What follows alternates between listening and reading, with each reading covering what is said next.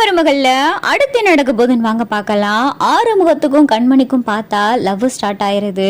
ஆறுமுகத்துக்கு கிட்டத்தட்ட ஜோடியாக போறது கண்மணி தான். கண்மணி மோகனா கிட்ட வந்து மா கோயிலுக்கு போமா அப்படின்னு சொல்லிட்டு கண்மணி கூப்பிடவும், எனக்கு கொஞ்சம் வேலை இருக்கே, நீ வேணா ஆறுமுகத்தை கூட்டிட்டு கோயிலுக்கு போயிட்டு வந்துடுறியா அப்படின்னு சொல்லி மோகனாவும் சொல்றாங்க. அவனை கூட்டிட்டு அப்படின்னு சொல்லிட்டு கண்மணி யோசிக்கவும், இங்க ஆறுமுகம் எதையும் காதல வாங்காத மாதிரி நிக்கிறாரு.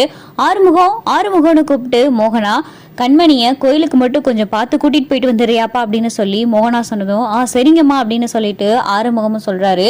இங்க ஆறுமுகம் பார்த்தா கண்மணிக்கு எந்த உதவியுமே பண்ணாம அவர் பாட்டுக்கு நிக்கிறாரு. காரு கதவை எதையுமே திறந்து விடல. கண்மணியே காரு கதவை எல்லாத்தையும் திறந்து விட்டு கார்ல ஏறி உட்காந்துடுறாங்க. கோயிலுக்கும் போறாங்க. அங்க கோயில்ல பார்த்தா கால் நடக்க முடியாத ஒரு பொண்ணு வருது. அதை பார்த்துட்டு ஆறுமுகம் அவங்களுக்கு எந்த உதவியுமே பண்ணாம அப்படியே நிக்கிறாரு. அந்த பொண்ணு தடுமாறியும் விழுக போது ஆறுமுகம் அதை பார்த்துக்கிட்டே நிக்கிறாரு.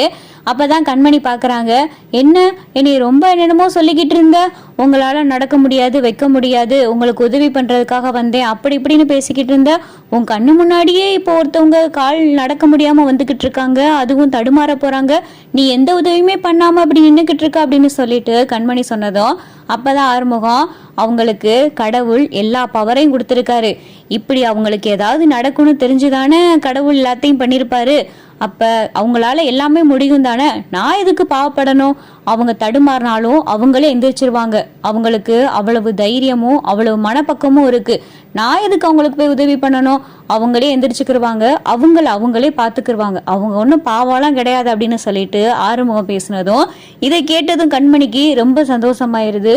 பரவாயில்ல, இப்பயாவது புரிஞ்சுக்கிட்டானே அப்படின்னு சொல்லிட்டு கண்மணி ஆறுமுகமும் கோயிலுக்கு போறாங்க.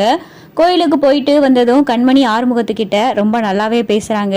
இப்பயாவது என் மேல இருந்த கோவம் உங்களுக்கு போச்சா அப்படின்னு சொல்லிட்டு ஆறுமுகம் கேட்டதும், உன் மேல கோபம் இருந்துச்சுதான், நீ எப்ப இந்த மாதிரி ஒரு மனப்பக்குவத்துக்கு வந்தியோ அப்பயே உன் மேல இருந்த கோவம்லாம் போயிருச்சு, இனிமேலாவது இந்த மாதிரி குறையில உங்களை பாவம் அப்படின்னு சொல்லிட்டு அவங்கள ரொம்ப பாவம் பார்த்து அவங்களுக்கு உதவி பண்றதா நினைச்சு அவங்களுடைய மனசு கஷ்டப்படுற மாதிரி நடந்துக்கிறாதா அப்படின்னு சொல்லிட்டு கண்மணி சொன்னதும் சரிங்கம்மா அப்படின்னு சொல்லி ஆறுமுகம் சொன்னதும், என்னது அம்மாவா, நான் என்ன உன்னோட வயசுல பெரியவளா, இல்ல அப்ப என்ன கண்மணினே கூப்பிட வேண்டியதானே அப்படின்னு சொல்லிட்டு கண்மணி சொன்னதும், இல்ல நீங்க ராஜாங்க ஐயாவுடைய பொண்ணு, நான் எப்படி உங்களை கண்மணின்னு பேர் சொல்லி கூப்பிட முடியும், ஐயா வீட்டுல இருக்கிறவங்களாம் தெரிஞ்சுதான் என்னை அவ்வளவுதான் அப்படின்னு சொல்லிட்டு ஆறுமுகம் சொன்னதும், அப்ப வீட்டுல இருக்கிறவங்களுக்கு முன்னாடி வேணா அப்படி பேசு, இந்த மாதிரி நீ கோயிலுக்கு கூட்டிட்டு வரும்போது கண்மணினே பேர் சொல்லி கூப்பிடு, இந்த அம்மான்னு கூப்பிடுறது எனக்கே ஏதோ பெரிய ஆள் மாதிரி தோணுது, அப்படியெல்லாம் கூப்பிடாது அப்படின்னு சொல்லிட்டு கண்மணி சிரிக்கவும், சரிங்கம்மா அப்படின்னு சொல்லிட்டு ஆறுமுகம் சொன்னதும், இப்பதானே சொன்னேன் அப்படின்னு சொல்லி கண்மணி சொன்னதும்,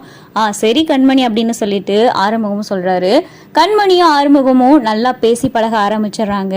ஒரு கட்டத்துக்கு மேல பார்த்தா ஆறுமுகம் மனசு ஃபுல்லா கண்மணி ஞாபகமாவே இருக்கு.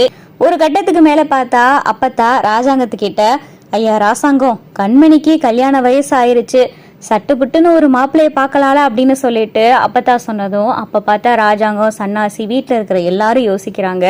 ஈஸ்வரி வாயை வச்சுக்கிட்டு சும்மா இருக்காம, என்னத்த இப்படி சொல்லிக்கிட்டு இருக்கீங்க, கைகால் நல்லா இருக்கிறவங்களுக்கே இப்ப மாப்பிள்ளை கிடைக்கிறது கஷ்டமா இருக்கு, இப்ப நம்ம கண்மணி வேற அப்படின்னு சொல்லிட்டு இங்க ஈஸ்வரி இழுக்கவும் ராஜாங்கத்துக்கு கோவம் வந்துருது.